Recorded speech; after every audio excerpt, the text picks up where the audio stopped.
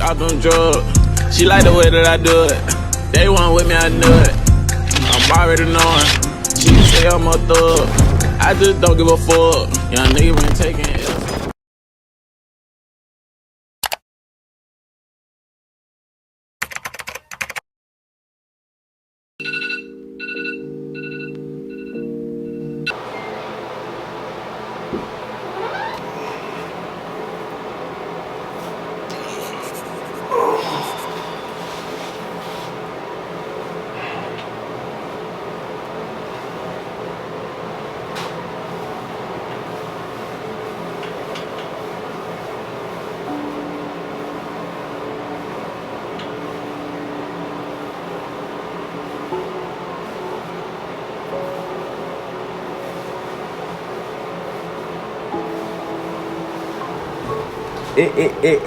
It gets under my skin when a fan, and this happens a lot, bro. I'm pretty sure every YouTuber or anybody that's successful or do something that have a fan base can vouch for this. They will sit up there and tell you to your face that they have been rocking with you since day one. They seen all your day one shit, right?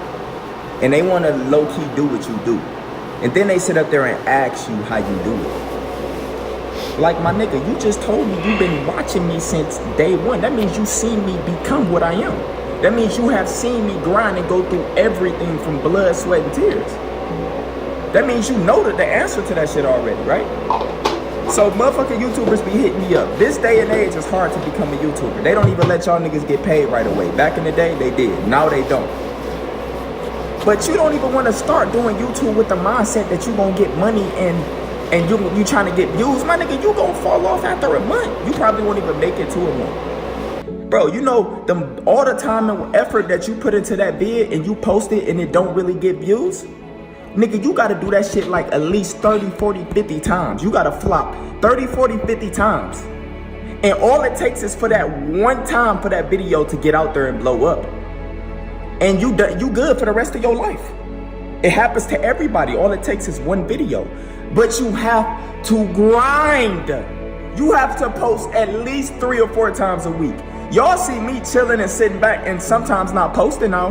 My nigga, do I have to sit up here and tell y'all what the fuck I've been through? Nigga, this shit, I know y'all see me now, but nigga, did y'all forget I was the same nigga coming in every video with white tees on and shit? With the same fucking hats on and shit? Nigga, I ain't always had money. I dropped out of school. I sacrificed it all. And y'all niggas talking about y'all quitting YouTube because y'all ain't getting views and it's hard and it's frustrating. Nigga, you should look at it like this. You ain't getting paid till a year later. You're not gonna make money until a year and a half later with this YouTube shit. Have that mindset that you ain't getting no money no time soon. And whatever you posting, have fun with that shit, right? I guarantee you if you having fun, like when I be having fun with 2K, dropping niggas off, posting heli gameplays, people feed off your energy. If you having fun with what you posting, you're gonna grow. Now, if you riding waves and copying off people because they do it and it worked for them, so you want to try to do it, you're not gonna grow. You have to find what you good at and stick with it and be yourself. People gonna fuck with you for you just like y'all fuck with me for me, right? Am I sitting up here faking and trying to sugarcoat some shit, or am I sitting up here speaking facts, my nigga? So don't come at me with this, man, I'm frustrated with YouTube. How do I gain subscribers? Nigga, you have to grind, bro. The grind never stops. You gotta flop at least 20 to 30 times. 20 to 30 videos that gets no views. All it takes is for that one vid and your channel good. Simple.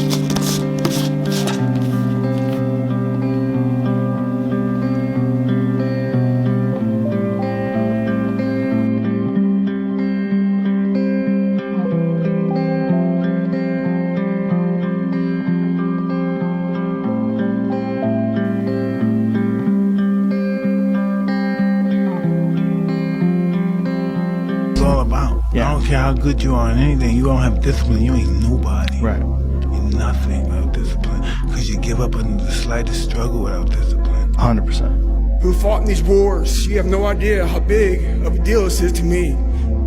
I was not always this strong guy you see. I went through a lot of hard times in my life to get here today. Suffering before your mind starts saying we need self-talk. So what I tell myself is I go back to the months and years of preparation to get to that day.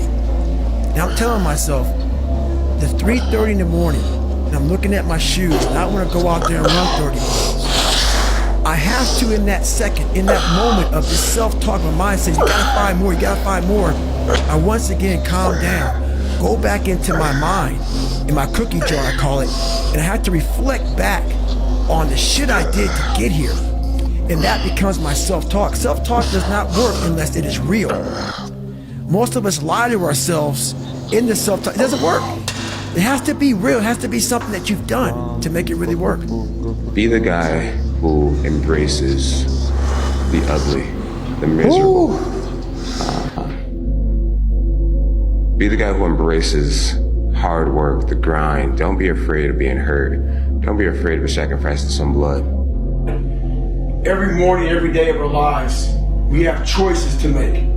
You have the choice to stay in bed, to say, forget it, I'm not gonna work out today, or forget it, I'm not gonna work hard today. You always have a choice every single day of your life. A lot of times I'll be in a 200-mile run or something like that, and I'm all jacked up.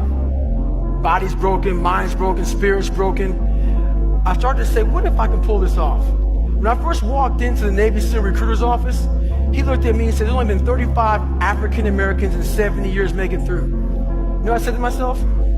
What if I can be the 36th? There's never reaching your potential. That's it. That always falling short, always quitting before you're done, always procrastinating, always not doing the right thing. And then one day you're an old man. Yep. And you look back and go, God, I could have been great. Yep. I could have been great. I never forget one time I was running by a graveyard when I was fucking just trying to become, I was fat. And I ran by a graveyard and I looked out there and I have all these epiphanies, man. I have all these fucking moments of like, it's crazy, man, of just thought. Cause I'm always by myself. I'm always in deep fucking thought about how to be better. And I look out there, I'm like, man, I wonder how many of you motherfuckers in there fucking just are so upset with how you lived your life.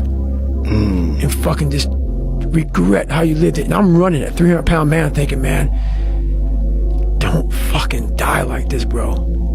Don't die like this. So people wonder where this shit comes from me. It comes from such deep thought of trying to see what this is all about. What is this life all about? What am I all about? Also a section of men who just feel alone, like myself, who felt like they have to hold things in and that they shouldn't share their emotions, that they don't lean on people and that they should just carry stuff in and they need to be X, Y, and Z to be like good enough. So there's this like balance of that. And you almost need to learn to, again, like I mentioned, like that, the masculine and the feminine, being able to integrate that. I feel like a real man is confident and comfortable enough to embrace the feminine energy he has in him. If he's emotional, let it out, but also have that masculine side of it. Be like, I'm going to be emotional right now, but I'm still going to go and fuck shit up right now, you know? I'm still going to take charge of what I want with my life. I'm going to work fucking hard and be disciplined, but I'm going to accept that sometimes I'm going to break down. And it's going to be, I'm not saying that women break down, but there's more emotion over there, and allow it to feel it and to ask for help and to lean on people and be able to balance those two and that like yin and yang. I think that's what's missing personally. It's like Uzi Vert. I remember she ain't want me back. Yeah, now I stuff that money, go your backpack.